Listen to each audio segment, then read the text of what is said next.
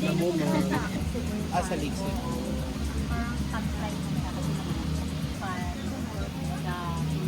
A high protein diet. Magkakasakit po tayo sa kidneys. Ako, nagkaroon ako. Yung liver. And that's what you serve as foie gras. Naging popular si Halal eh. Kaya si Halal biglang out of nowhere. Gusto Halal. Mind you, you have to separate the kitchen of Halal. And all Halal equipments and utensils will only be used for Halal dishes. Okay? And all. This is what you turn to as your factory farm process. Pwede mag-solar. Hirap. Basta dyan. Like I've said, those... because I did survive on that. Ito yung mga nakakol, tumataba ako. I survived on it. Saging. At saka, Banana. kumpleto na si saging. Corn and banana. Hindi, kahit na anong saging.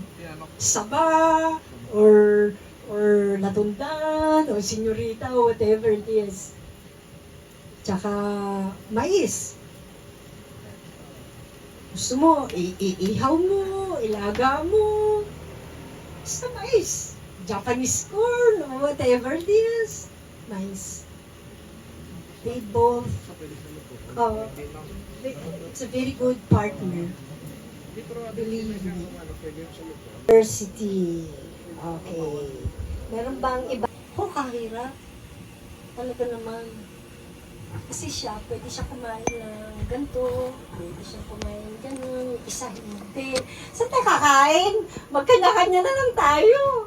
Wala rin naman akong mapuntahan kasi doon sa lugar na titira namin, wala rin yung gusto kong kainin. No? Sama na lang din ako sa kanila. But it's so good to discover. No? It's so good to discover new dishes na, uy, masarap din pala. No? Apart from what you used to eating, ito pwede rin. Pag uli ko, susubukan ko to. Pero hindi yung ingredient na yun ang gagamitin ko. So, you get new ideas also. Dito, ang tawag natin black rice. Di ba? Black rice is very good. Sabi nila, it's raw. It's less than sugar. But there is another type of rice, but actually it's not rice. They consider this grass. But rice is grass, actually. Tama? Yung sa mga Indian, yung black rice nila, talagang damo. Ang butil niya, tules. Ang tawag nila dyan, black rice. The way they serve it is kailangan, para hindi mo masyado malasahan, yung pagkadamo niya, hahaluan siya ng malakit na kanin, tsaka nilalagyan ng cream. I'm just trying to tell you na there's no harm in trying. There are other food because it gives you ideas also. And here comes in yung idea of substituting ingredients, local ingredients into new preparations. Right? You have been doing that already. Like, merong paella, naging Valenciana. Bakit siya naging Valenciana? Kasi may napalitan na ingredient. But it used to be paella. Tama? Wala naman Valenciana sa Spanish. There is, because ang pangalan ng lugar is Valencia. comes from that place. But when you talk about the dish itself, wala naman talagang paella Valenciana. Yung Valenciana na talaga because of the place where it was concocted. It's just the same thing as yung there is this particular wine na nanggagaling Perigord. Okay. Adrian, pwede mong gamitin itong punchline. Anyway, this type of sauce Perigord, when they use it in culinary, high-end mga high-end fine dining, sauce Perigord, kaya siya naging Perigord is because meron siyang mushroom na tartufata. It's a paste. Okay? Because in that place, marami ng mushroom na inaamoy ng baboy. Alam mo yung pagka naghanap sila ng mushroom, yung baboy ang ginagamit nila para makuha nila yung truffle. Yung mga baboy lang merong sense for cultivating by smelling. And that place, anything that comes in that place becomes Perigord. Perigord. Ala Perigord. Ala Perigordin. Sana meron din tayong ganon. Ala South Cotabato. Alae pa lang. Sa Batangas yan.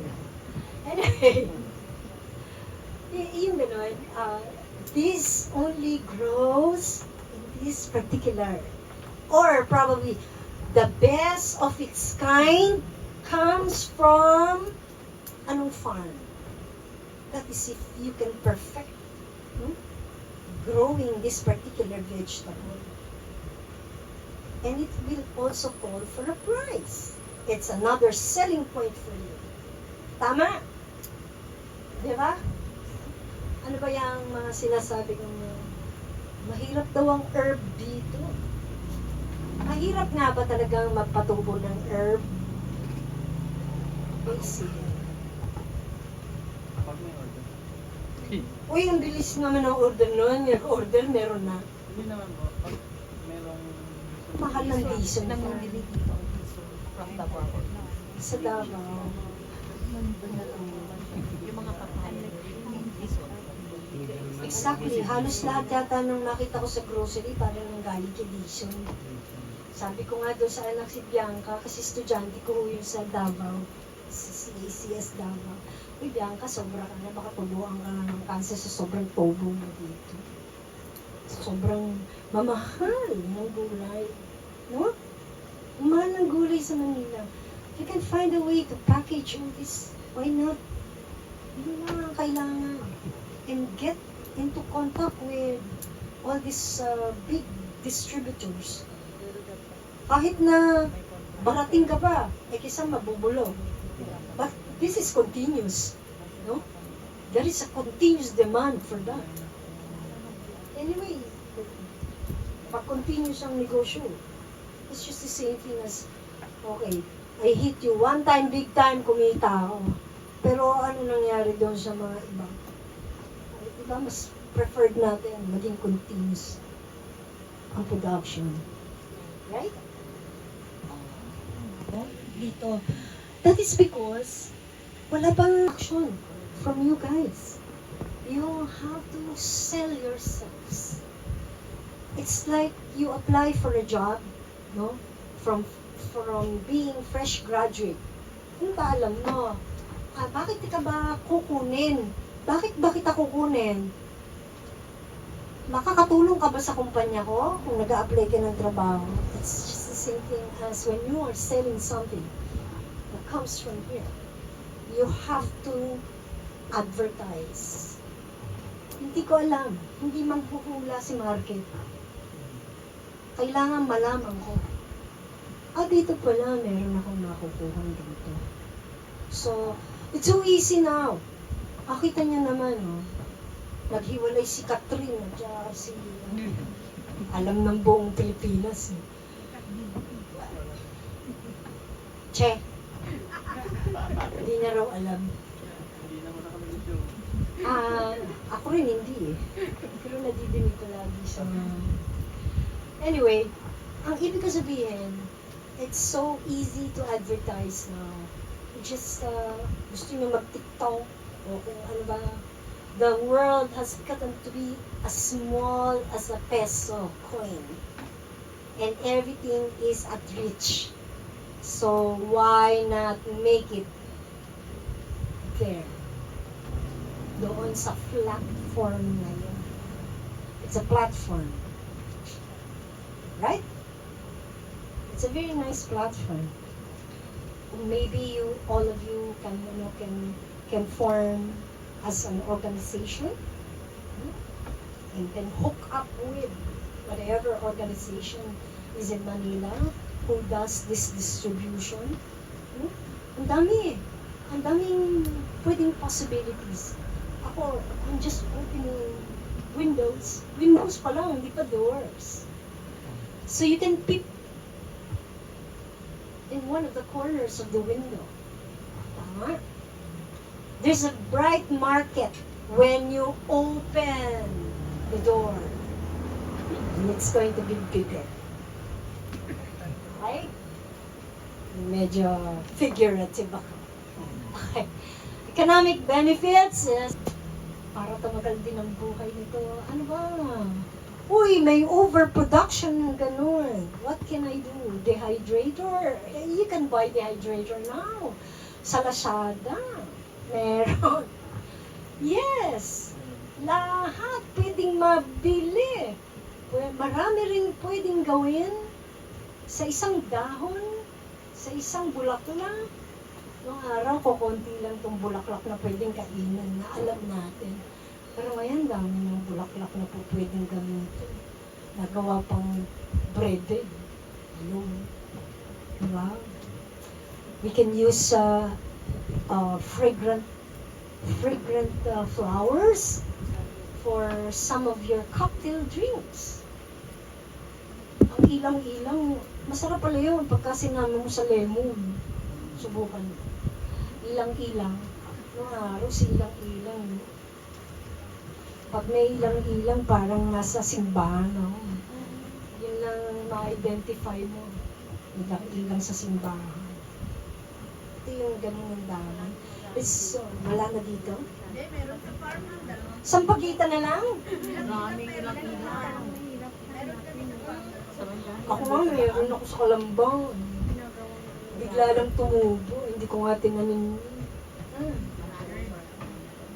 Ginagawang perfume or one of the ingredients for lotion, for beautification, pampaganda. You know, there's so much you can do with plants. Lalo na yung mga may farm.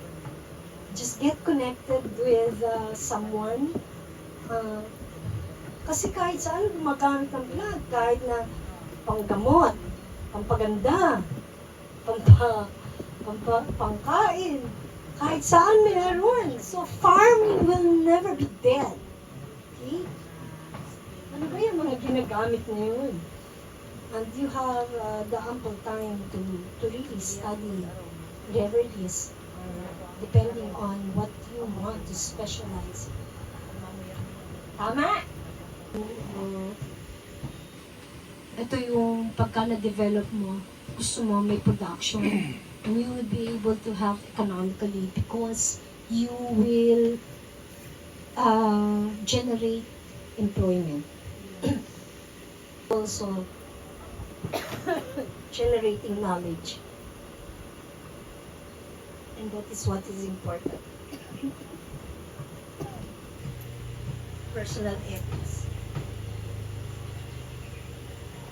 Are into farming and into plant-based, you would be able to talk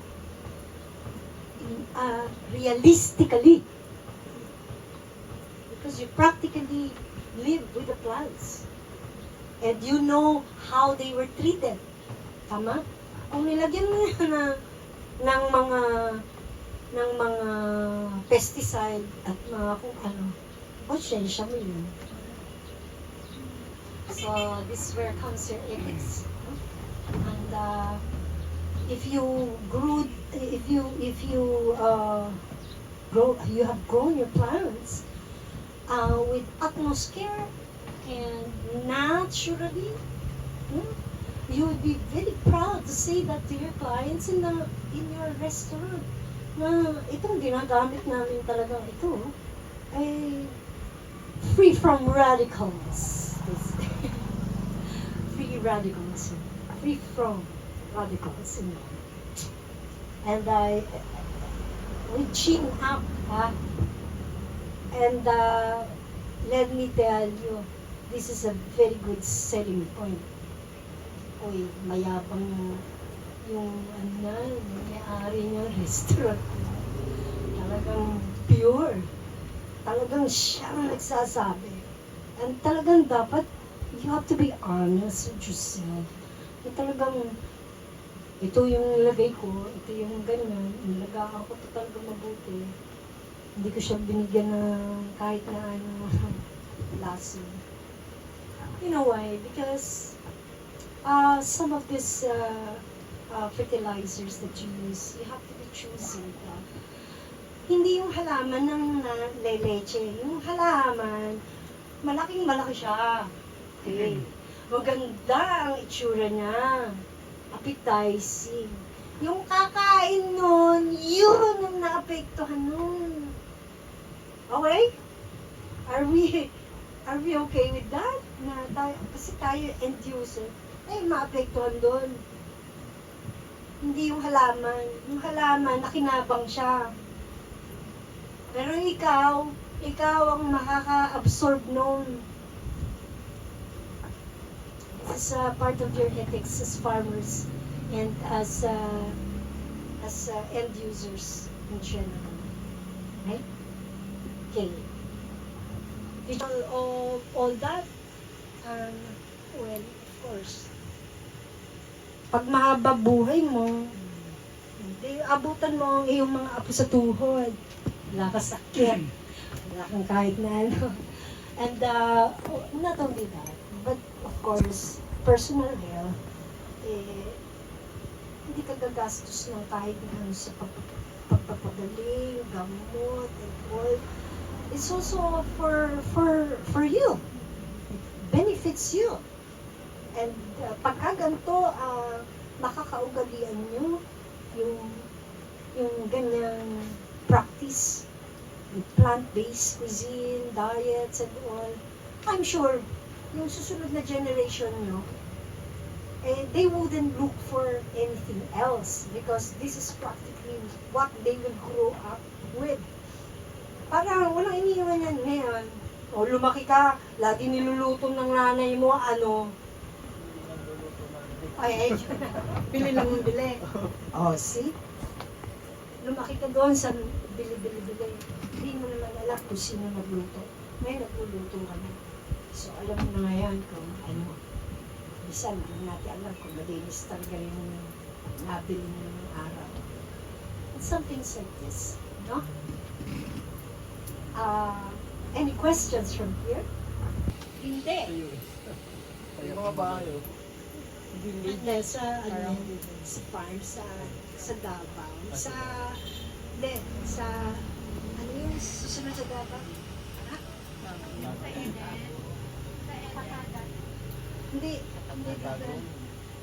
Hindi doon sa ano?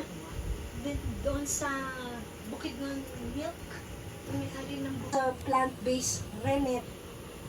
Yung rennet, plant rennet, meron nun. Sinong araw, lumabas na mga coagulators. Ito yung nagpapabuo sa cheese, sa gatas. Rennet. Right? Ang nagpapabuo doon, animal rennet. Yung animal rennet na yun, yun doon sa lining ng tiyan ng mga baka. Pagka gumagawa ng cheese, ito yung acid. that they use. Pero ang bilis mag-solidify. What is superfood? Yung superfood, medyo process na yun. Ito yung mga process na sinasabi ko kanina na coming also from plant. Kamukha ng mga harina. Saan siya galing? Galing siya sa rice, galing sa patatas, yung ganun. These are your superfoods. Okay? Meron pang iba. Kamukha ng ano pa? Oils. Cheeses. Saan galing yung cheese? Kamukha bukas. I will show you how to make Parmesan cheese. Plant-based. Tomorrow you will experience that. It's really very nice. Kasi mahal ng Parmesan cheese. Diba? Bibili ka pa sa grocery. Pwede naman sa palengke na pumunta, bili ka lang ng kasoy. Wala, may cheese ka na. Kailangan mo lang ng nutritional yeast. Okay, what is nutritional yeast? Ito yung one of the superfoods na sinasabi nila. Galing din to sa plant-based. Anong difference niya sa ordinaryong live yeast? Ito yung live. Di ba yung live yan ginagamit sa pag-bake ng tinapay? Tama? Sabi nila, lagyan mo to, pakainin mo ng asukal and all. Yung nutritional yeast, dead. Dead talaga. But both of them came from plant. Whether it's live, yung isa fungi. It's a fungi. Amag. Yung isa, dead. So that is what we use for plant-based. Anyway, sa inyo ba dito, walang nagaganyan? Yung mga tatanim, yung mga ganun, yung mga superfood na yan. Like, yung bacteria na ginagamit, yung fungi, wala. Saan?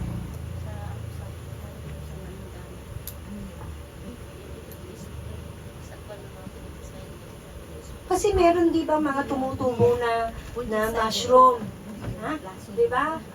Sabi nga ng nanay ko, parang mga kabuti yan eh. Itong bigla na lang lumabas sa kung saan. Parang kabuti. Meron nung mga ganong fungus na basta lang tumubo sa puno. So, mga ganyan. Some of that would be good, some of it would be bad.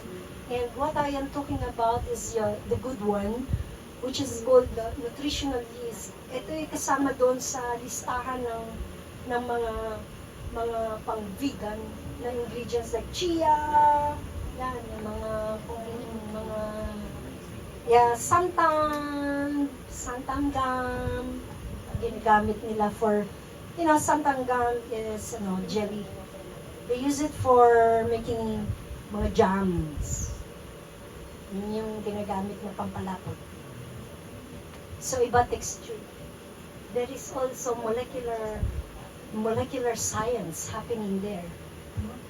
So, superfood, because galing talaga siya sa plant. And there, it's just the process. No? It's just the process that makes it different in texture, in appearance, but there is nothing added to it. Nothing. It's just the process, the procedure. Maybe iinitin nila o sun-dry nila or whatever, but there is nothing added that is artificial. Kasi normally, yung mga processed food, chemicals ang nakalagay. Agree? Yeah. Kaya matagal ang buhay. Ito, hindi. Siguro, pag binukas mo yung plastic, may oxidation na kaagad, exposed to air, then may reaction. So, goodbye after a week. sama talaga oxidation na yan. Kaya maganda yan kung mag-invest kayo. Invest kayo sa vacuum. Gusto mo 6 na buwan na yung ulam mo na naka-vacuum, ngayon mo sa freezer, pareho pa rin. There is even an oven I encountered in one exhibition. Hindi mo na kailangan ng maraming tao sa kusina. Magaling na oven. Luto ko ngayon, lagay mo lang siya dyan. Parang cabinet. Eh bukas pa yung catering mo, bukas ganun pa rin ang quality niya. Hindi siya papapanis. Under certain conditions, pwede ma-preserve ang pagkain. Pero pagka pabago-bago ang temperature, doon nagkakaroon ng panis. And because of oxidation. Okay? So, there's a lot of benefits, no, that you can get from having plant-based cuisine. And tomorrow, I'm sure you will enjoy all the dishes that we will prepare. Comes from the farm. Wala ng tube. Ibang lasa ng freshly picked sa bumiyahe. Oo. Nakita mo naman ang color pa lang, iba na. I really appreciate the greens, yung salad. Even with just simple vinaigrette, it's good. And, well, of course, yung kalabasa soup is really parang kahit saan ako pumunta, mayroong kalabasa soup. You might like to try some other tubers. Maraming pwedeng gawing soup pagka pinuree. Pwedeng magkasama. You might like to experiment on that. Make purees. That would be something for you to package. Keep it in the freezer. Puree this. Puree yung talong. Meron na kayong pang paste. Talong, yung tzatziki na totoo. You can use also eggplant mousse. Pwede. You can make lasagna, as in your moussaka is the version. Moussaka is eggplant. It's not using yung lasagna noodles. No. They use eggplant instead of pasta. So probably you can, one of these days, you can make an experiment on ano pa ba malalapit dyan? Pwede ako mag-stuff ng okra. Why not? And make it crispy. Bakit kailangan maging sili to? Pwede naman itong hindi maging sili lagi. Lagi na lang sili ang naka-relleno. Di ba pwede ang okra? Madalas sili, talong, ano ba? Can I not use okra? Pwede, di ba? Or instead na itatapon ko ang balat ng kalabasa, maybe I can use it as a serving plate. Pero cook din siya. Para pagka ginano ko, kasama yung, there is this restaurant also in Ubud. Kumain kami. Kinain din namin yung balat ng kalabasa because the rice was served there. Doon sa ganun. Manipis na.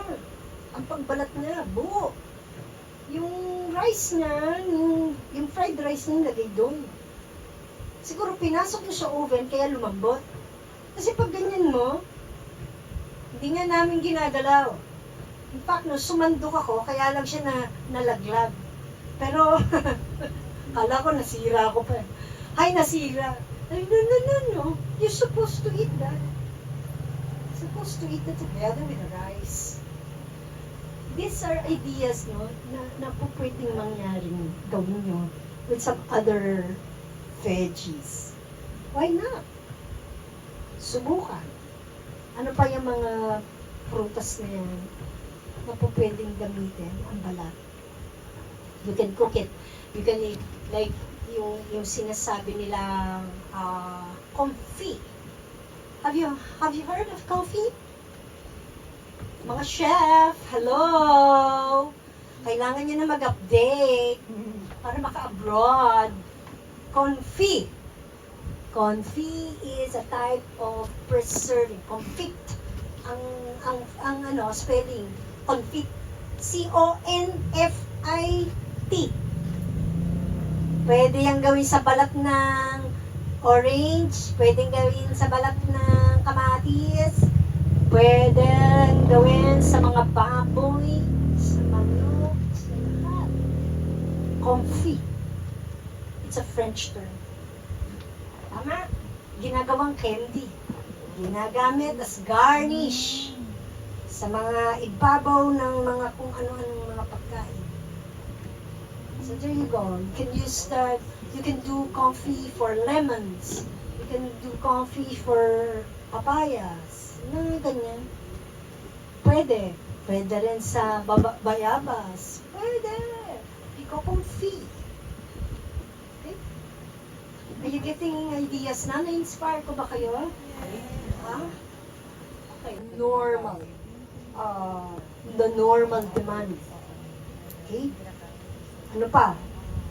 You are beginning to teach also your clients how to eat right.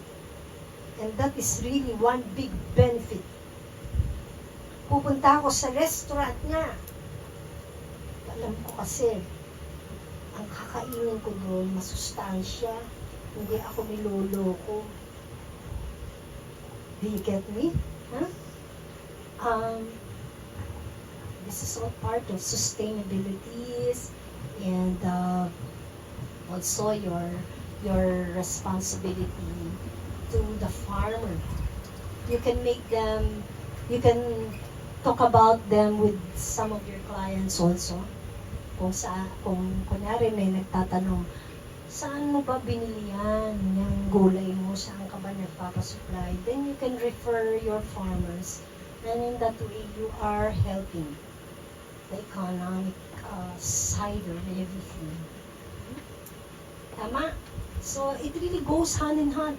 Napakaganda ng plant-based because it's a two-way thing. No?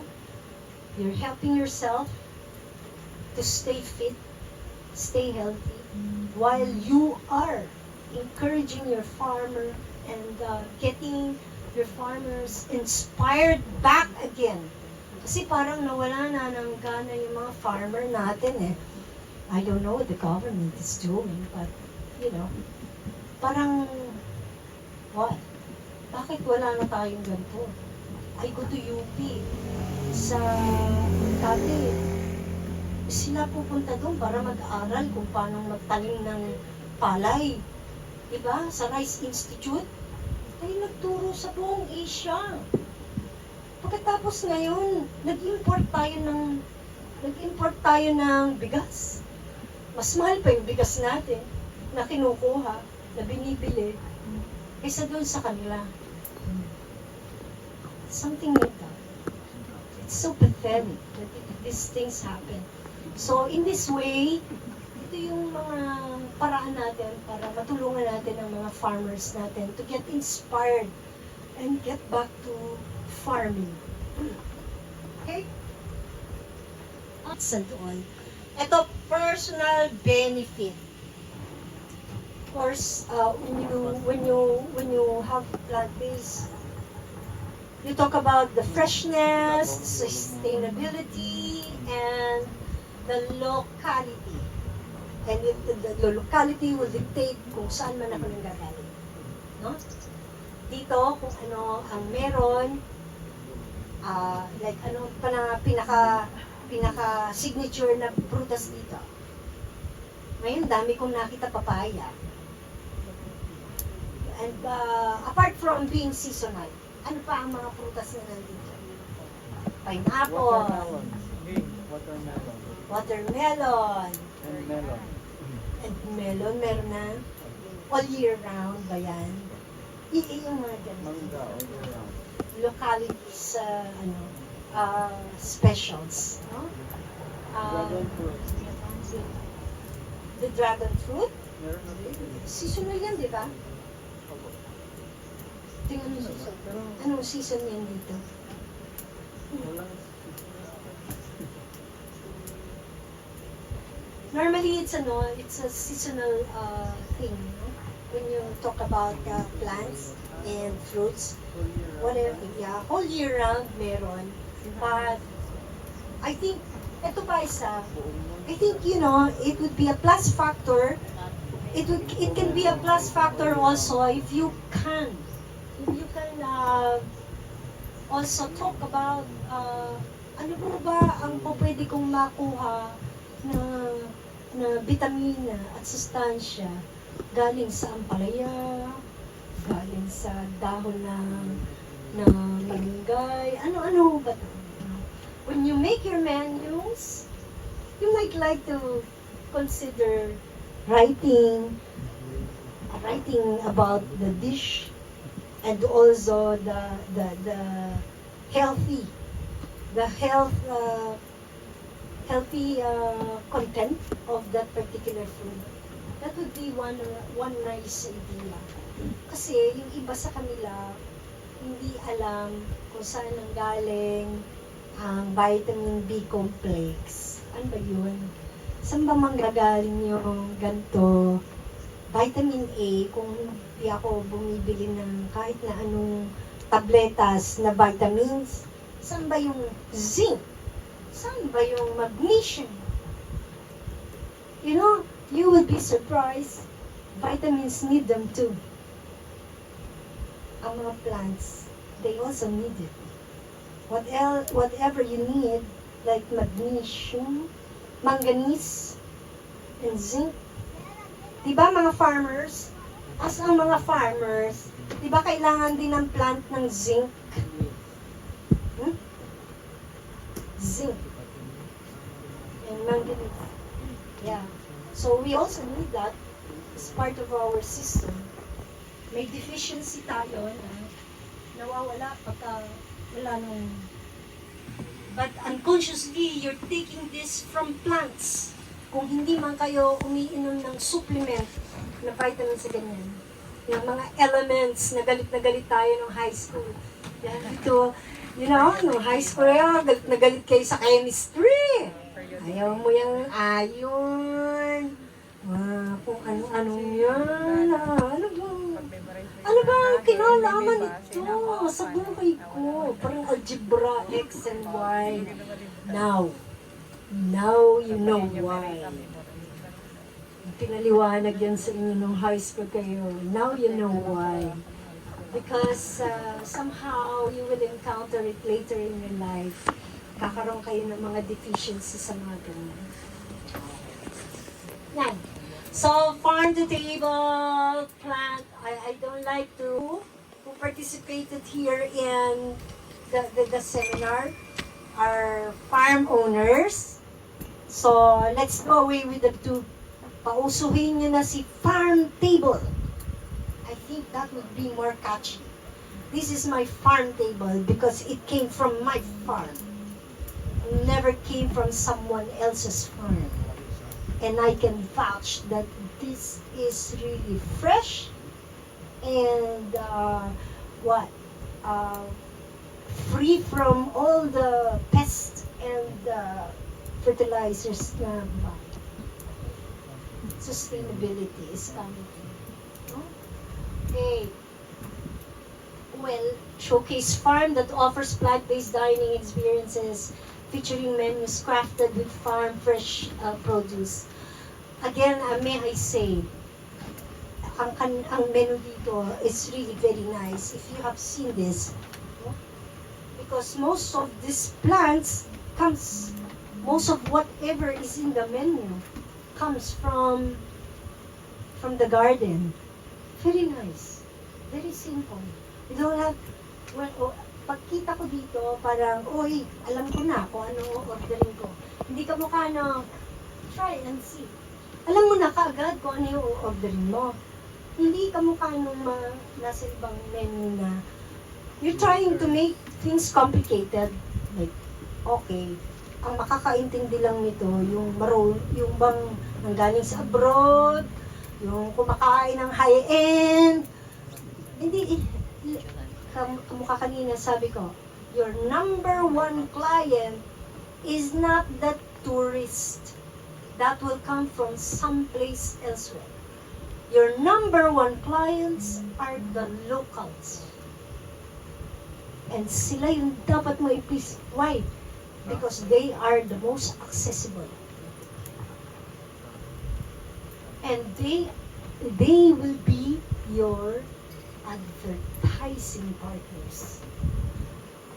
Kamukha ko, hindi ako taga dito. Pag nagtanong ako sa mga taga dito, uy, saan ba tayo kakain? Sa local nagtatanong. And the locals will advertise for you. That's why sila dapat ang inyong pinipis. Una, consider that. Yeah? Okay. Connection between food producers and consumers is another thing. No? And ito yung sinasabi ko, yung pag kumain ako dito at masarap, tsaka nakakausap ko yung may-ari. And kung regularly dadating ako at pupunta ako dito, I feel so comfortable because I feel so at home. This is something that is very important for your client.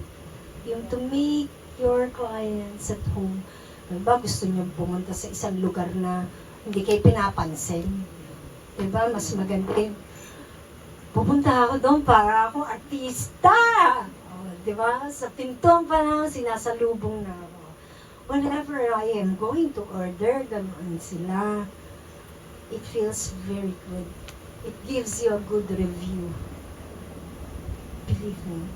It's going to give you a good review.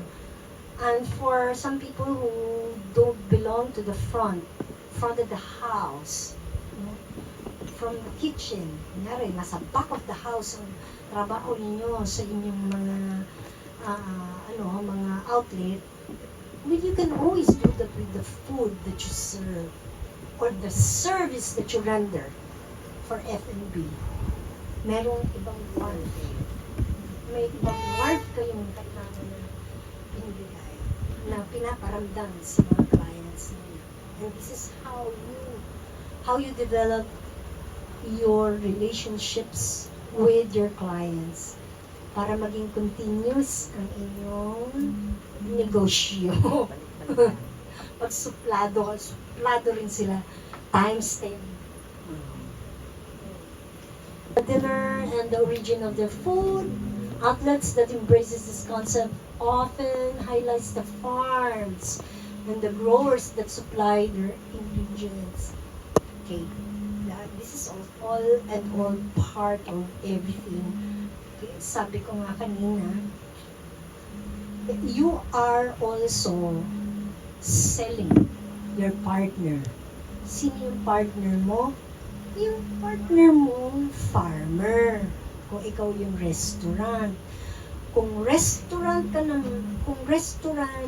farmer ka naman, sabihin mo, sinusuplayan ko itong restaurant na to. Kaya pala masarap ang gulay dun sa iyo pala kumukuha. It's a two-way thing. No? This is a relationship that we really have to embrace. Okay? Are we good in that? Huh? Farm to table, plant-based dining promotes utilization of sustainable farming practices that minimizes environmental harm.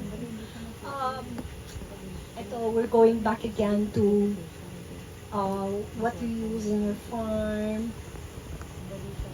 Anong klaseng fertilizer ba ito? Mas production ba gusto nitong partner ko? Sige, gusto niya mas maraming pera kaysa yung konsyensya. may konsensya mo. Gusto mo mas maraming pera, then it's all up to you, guys. You have a lot of options, you have a lot of choices, and things like this, you have to decide among yourselves. Di ba? When it comes to partnerships and all that. Yung mga ginagamit na mga kung ano-anong mga chemicals being used for the plants. Organic, very good. Pero kung hindi organic, paano? Gusto ko lumaki na siya kaagad. I don't have the time to wait. Gusto ko na ng pera. May babayaran akong 5, 6. Nutang ko lang ang pambili nitong mga butong to. Something like that. Anyway, plant-based diets typically requires fewer resources such as water, land, compared to animal-based diets, further reducing the ecological footprints na naman of food production. Yung harm na yun, talagang kalaban niya kahit saan. And, well, when you talk about footprints, it's one big, or probably we will never end. Because you're talking about all this pollution, yung mga factory, ng mga waste, chemical waste, and all. With plant-based, kung kakain lang sanang halos karamihan sa atin panay plant, then we don't have any use for those. If you want to slaughter, it's not going to be on a commercial basis anymore. You don't need a factory. Yung factory farming. Probably you can really slaughter from time to time. Like I said, plant-based is not 100% plant. You can also use animals. But then again, animal welfare yan, babangga-bangga. So it contradicts, and maraming contradiction. It will never end. And I am very, very lucky because walang walang debate. Some of the seminars I handled, sobrang active ng lahat ng tao. Nagdebate sila.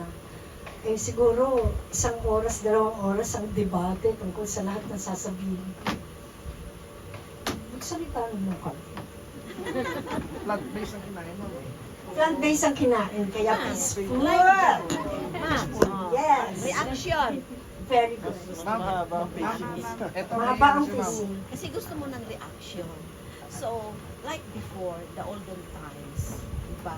Yeah. We go in the farm, we go, if we want chicken to eat, we catch the chicken, we get eggs from the pugaran, and then we get vegetable around. Ang saluyot is weed from the rice field, di ba mga ganon?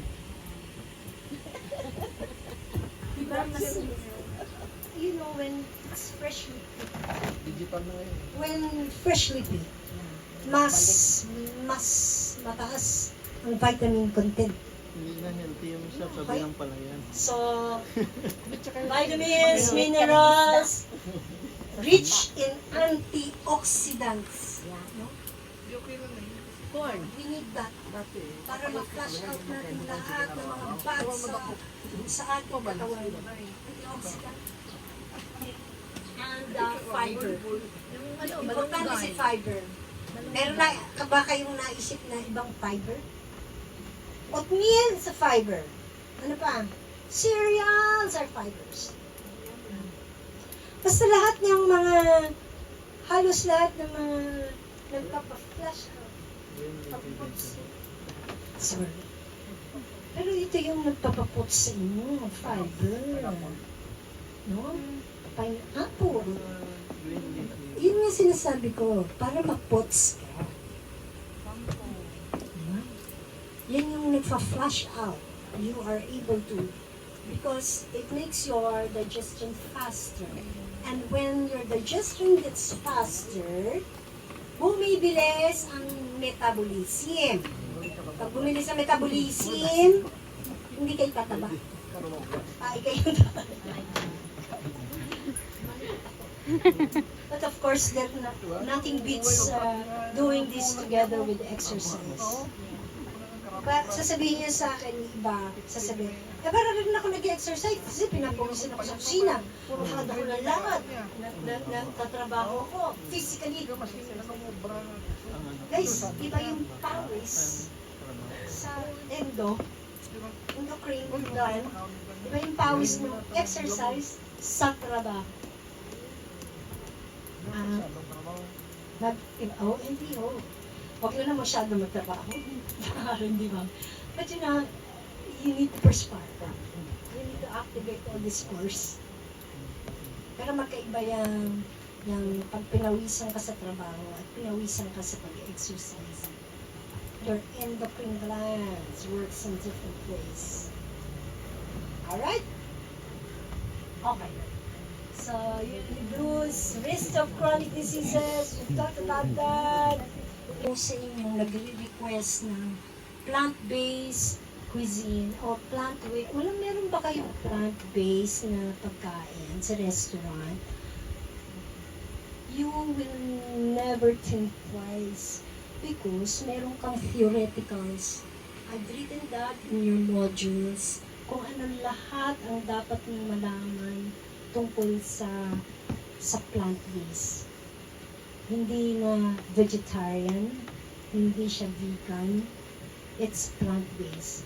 Pag sinabi sa iyo ng kliyente mo na, bakit ito may karne?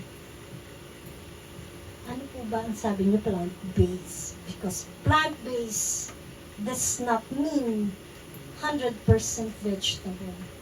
You can also use a little amount. And like it said, it's 80-20 minimum. Kaya madali eh. Mas madali siya kaysa sa vegan. Hindi rin siya magastos. Kasi hindi tayo gagamit ng mga alternative or what you call yung mga convenient. Kasi sa vegan, marami yan. Galing yung kanilang protein somewhere. Bibili ka ng chia, mahal. Flaxseed. Si plant-based, hindi ganun. Wala siyang ginagamit na ganun. Kung ano lang yan talagang halaman yan. Yan. Yan. Gulay, yung prutas, and just a few substitutes na superfood they got. Are we good? Yes. Excited na tayo for tomorrow? Yeah. Ano pag naman? Yeah? Wala nang wire. This is something that you can use for selling your place, selling your products, and your produce. Kung alam nyo kung ano ang binibenta. So, you can use also science. You can use math. Because sasabihin nyo, this is economical. Mas cheaper po ito. Ito yung lettuce. Pareho naman yung lettuce eh. May water content. Lahat sila may protein. Lahat sila may ganun. Pero anong difference ni iceberg sa romaine, sa arugula? You know, when you do a study on this, meron pa rin iba-ibang percentage ng water content. Like arugula, if some of you have tried arugula, it's a bit bitter. So, if this is bitter, I can use this for some bitter dishes. Ano yun? Pwede tayong ano ba yung, alam niyo ba yung igado? Yes. Diba mapait yun? May lasang mapait. Pwede natin itong arugula kasi it will make your dish a bit bitter. We have arugula here. It's nice. Arugula is what you use for, kung naabutan niyo po yung, sa yellow cab, merong pizzang Dear Darla. Dear Darla, Nilalagyan ng arugula yung ibabaw na, fresh arugula yung ibabaw ng pizza. Hindi ko lang alam kung meron pang ngayon kasi Wala na. matagal na akong hindi nag-order ng pizza. Gumagawa na ako sa bahay. Wala na ganun. Yeah? You know where. No? What I mean to say is, tignan nyo, for some of you who are not vegetable eaters, I encourage you to try. Hindi pwede, ay natikman ko na yan. Ay, hindi ko yan gusto. But you know, iba yun nung bata ka, iba nung dalaga ka, iba na ngayon, na matanda na. Iba na rin ang panlasa mo. No? And iba na rin ang needs mo for those nutrients that I am talking about. Tama? So, any questions from you? Sabi na lang yan. Wala bang magtatanong sa akin?